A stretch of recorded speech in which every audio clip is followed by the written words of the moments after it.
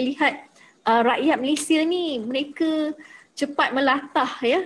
Punya kalau kita nak buat keputusan, jangan kita berasaskan kepada video-video yang viral ya.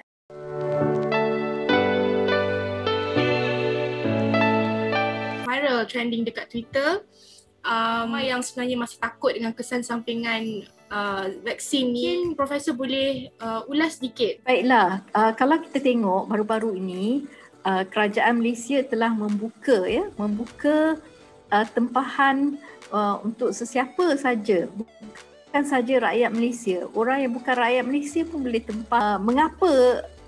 Saya pun tak tahu kenapa mereka takut, sebab saya tahu sebab terlalu banyak cerita tentang kesan sampingan yang telah dibesar-besarkan di dalam media ya, tentang blood clots. Diorang rasakan macam lah, oh mungkinkah saya yang akan mendapat tu. Saya nak bagi tahulah, kita lihat, saya sebagai seorang saintis ya, melihat kebarangkalian perkara ini berlaku ya. Kalau kita lihat untuk AstraZeneca ini, kebarangkalian untuk mendapat blood clot adalah 4 orang dalam sejuta. Ya, 4 orang dalam sejuta.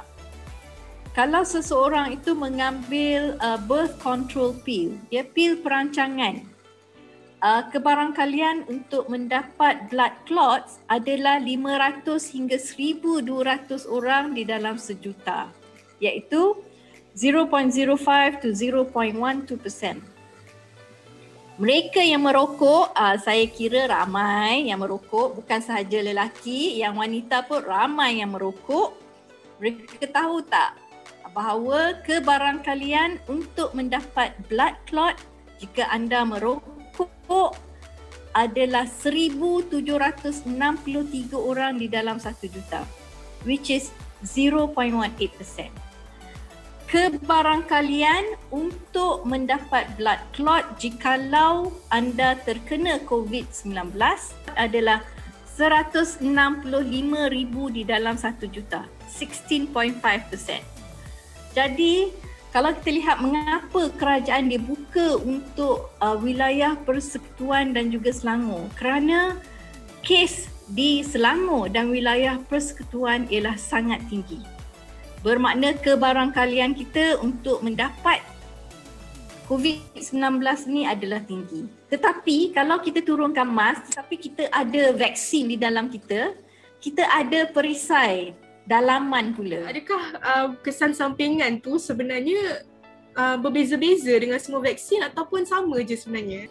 Macam saya pun, saya sangat berhati-hati. Tetapi I got infected in the end with the COVID-19. Jadi itu sudah dini. And I lost my father to COVID-19. So in a sense, kita perlu lihat itu sebagai takdir ya. Tidak kira apa vaksin pun yang kita ambil, semuanya mempunyai kesan sampingan.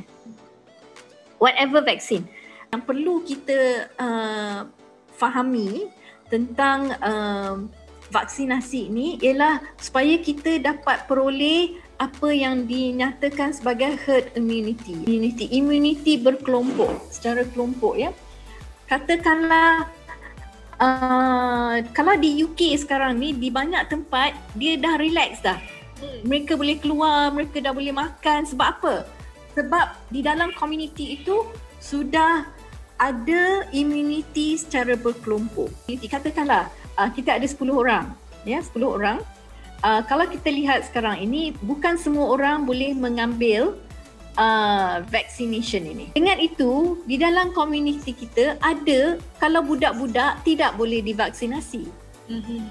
Jadi mereka perlukan kita.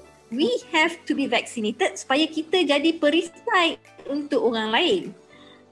Katakanlah dalam satu community kita ada 10 orang. Ya, 10. Seorangnya yang tidak divaksinasi. Lagi 9 itu sudah divaksinasi. Jadi bila ada virus tu datang, kebarangkalian yang 9 ni akan menjadi perisai. Tetapi kalau semuanya tidak divaksinasi, virus tu datang, seorang kena, lagi 9 orang tu juga akan kena. Dan kalau kita lihat, sudah ada negara yang mempunyai this herd immunity, sebagai contoh Israel. Israel dia kaya raya, penduduk dia pun tak berapa ramai. Jadi pada awal tu dia dah beli Kalau sekarang ni kita berada di dalam MCO, jadi kita lihat ada beberapa bisnes yang tidak boleh berjalan. Mengapa? Kerana kita masih lagi tidak mencapai herd immunity. Jadi kalau kita ni, kita janganlah terlalu nak besar-besarkan kesan sampingan. We should look at the big picture. How we can reach a herd immunity as fast as possible. Saya lihat secara umumnya rakyat Malaysia ni di mana bila kerajaan bukakan peluang untuk mendapatkan vaksinasi, kita lihat mereka tak sabar untuk divaksinasi. Mereka faham bahawa jikalau kita dapat herd immunity ataupun immunity secara berkelompok ini, then we can get on with our lives. Yeah. Maybe boleh beri sedikit nasihat ataupun pesanan terakhir.